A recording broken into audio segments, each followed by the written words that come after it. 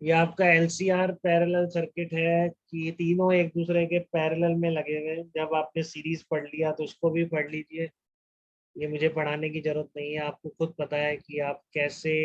अब जैसे equivalent resistance निकालना होता है वैसे इक्विवेलेंट इम्पीडेंस निकाल सकते हैं आप इसमें, ठीक है ना, इन दोनों पॉइंट्स के बीच।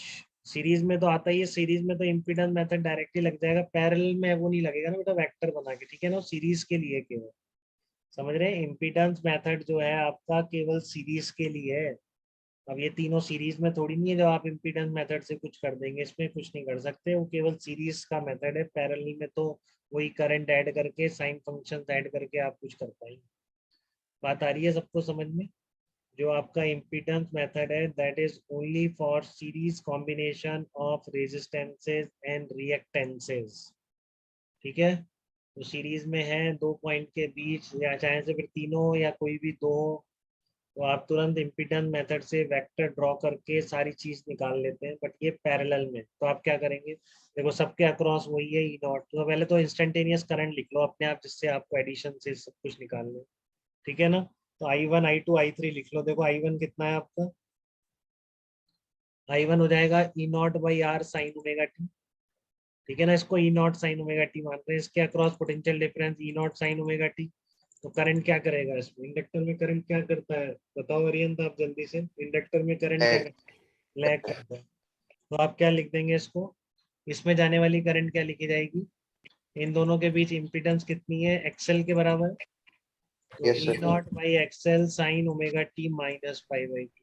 कैपेसिटर में जो करंट जा रही है वो टी टाइम पर कैसे लिखी जाएगी, e naught by z x c sine omega t, potential difference है तो फेज क्या करो, करंट के आगे कर दो पाई बाई टू से, ये तीन करंट आ गए। अब फिर वही कहानी, आपको आई इज इक्वल टू क्या है, I1 plus I2 plus I3, तीन चार कितने भी साइन फंक्शन ऐड करने हो सबके वेक्टर बन जाते हैं बेटा। पहले इसका वेक्टर बना लो ई नॉट बाई आर, इसका वेक्टर पाई बाई टू से पीछे है तो पीछे कर दो, ई नॉट बाई एक्सएल कर दो, ठीक है।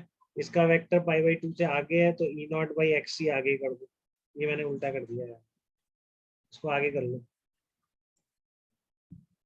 ठीक है ना। ये ई नॉट बाई एक्स सी हो गया, ई नॉट बाई एक्सएल, कोई बात नहीं। तो आपका ये पीक वैल्यू कितनी आ जाएगी, इन तीनों वेक्टर का एडिशन का मैग्नीट्यूड, ठीक है, कितना आएगा, under root E naught by are square plus E naught by xl plus e minus e naught by x c का स्क्वायर।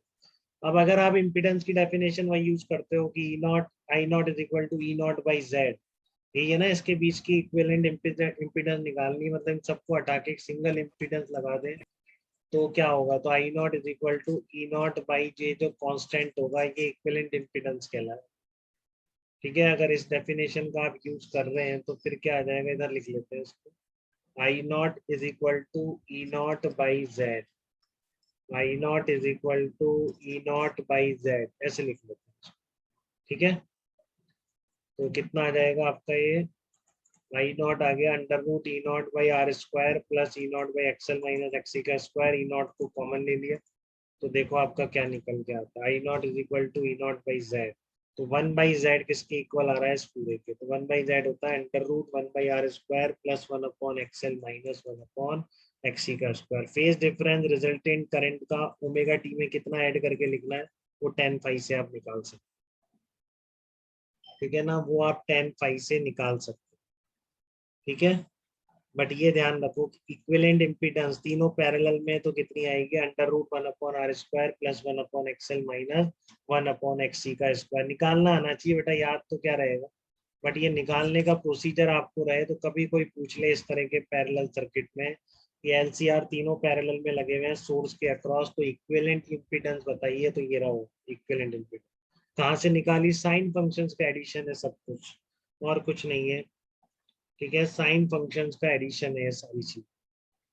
तो किसी को डाउट है क्या बताइए, इस पैरेलल सर्किट में भी आपको आ गए हैं, सीरीज पैरेलल दोनों सर्किट्स आ गए हैं आपको, बताइए।